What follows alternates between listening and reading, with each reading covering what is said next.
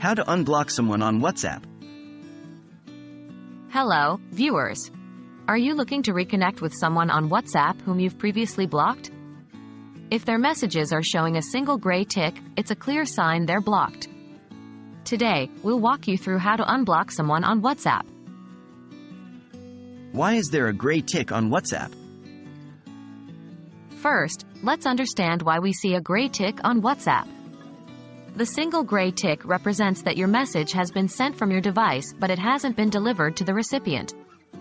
This can be due to several reasons. The recipient's phone might be off, they might not have an active internet connection, or they might have been blocked by you. How to unblock a contact. Now, let's proceed to unblock a contact on WhatsApp. Here are the steps. 1. Open WhatsApp on your device. 2. Navigate to the settings. 3. On Android, you can find this by clicking on the three-dot icon at the top right of the screen, and then choose Settings. 4. On iOS, you can find Settings at the bottom right of the screen. 5. In Settings, select the Account option, then go to Privacy. 6. Inside Privacy, you will find a Blocked Contact section. Tap on it.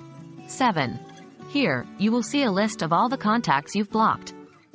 8. To unblock a contact, tap on the contact's name. Then, select Unblock Contact's name. Now, you've successfully unblocked the contact. Any new messages they send will be received by you, and their messages will start showing double check marks, gray or blue, depending on read receipt settings, instead of a single gray tick.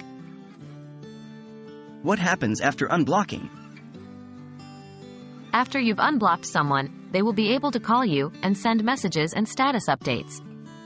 However, you won't receive any messages, calls, or status updates the person sent while they were blocked.